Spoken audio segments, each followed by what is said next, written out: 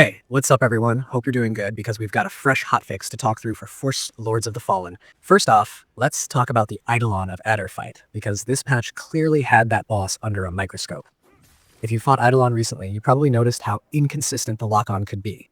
One second you're fully engaged, the next the boss teleports and your lock-on just disappears, leaving your camera spinning and your timing completely thrown off. That issue has now been fixed, which already makes the encounter feel way more controlled and fair instead of chaotic for the wrong reasons. Boss teleport mechanics are tough enough without the camera fighting you, so this alone is a big quality of life improvement. Another huge fix tied to that same boss is the ending trigger. Some players were beating Eidolon of Adyr cleanly, only to realize the correct ending didn't play afterward. That's the kind of bug that can really sour an entire playthrough, especially after dozens of hours invested. This update corrects that, so now defeating the boss properly leads to the proper ending sequence as intended. No guesswork, no reloading saves, no confusion about whether you missed something. Alongside that, the devs also removed some invisible collision boxes that were hanging around in the boss arena. These were the kind of things you wouldn't always notice right away, but when you did, it felt like hitting an invisible wall mid-dodge or getting stuck in places that didn't visually make sense. Those have been cleaned up, and movement in the arena should now feel much smoother and more readable. There was also a strange audio and narrative issue where Eidolon's monologue could continue playing even after you defeated him quickly, and the ending cutscene had already started.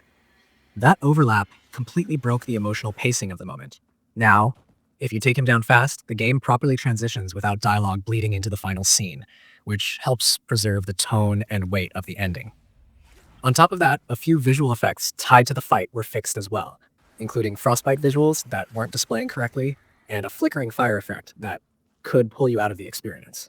These might sound minor, but in a game that leans heavily on atmosphere, lighting, and visual clarity, those fixes absolutely matter. Outside of the boss fight, co-op players finally got some much-needed stability improvements. Crashes that could happen when player characters die during co-op sessions have been addressed, and so have crashes that sometimes occurred right as a boss fight was completed in co-op. Anyone who plays with friends knows how painful it is to finally win a tough fight, only for the game to crash at the worst possible moment. These fixes should make co-op runs far more reliable and less stressful, especially during high-stakes encounters where progress really matters. There's also a smaller but still important fix to the new Game Plus menu. Some players noticed that when selecting difficulty in NG+, the highlight could move outside the boundaries of the menu. It wasn't game-breaking, but it definitely looked sloppy and could cause confusion, especially for players setting up a fresh NG+ run and wanting everything to feel clean and intentional. That menu navigation issue has now been corrected, making the transition into NG+ smoother and more polished. What really stands out with this hotfix is how targeted it is. This isn't about sweeping balance changes or reworking systems, but about cleaning up rough edges that affect immersion, stability, and player trust. Fixing endings, boss logic, crashes, and UI issues shows a clear focus on making sure the most important moments of the game actually land the way they're supposed to.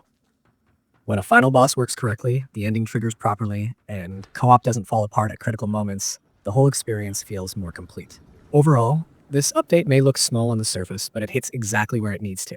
If you're near the end of the game, planning a co-op run, or gearing up for New Game Plus, this hotfix quietly makes everything feel more solid and dependable. It's the kind of patch that doesn't change how the game plays dramatically, but it absolutely improves how the game feels, and sometimes that's just as important.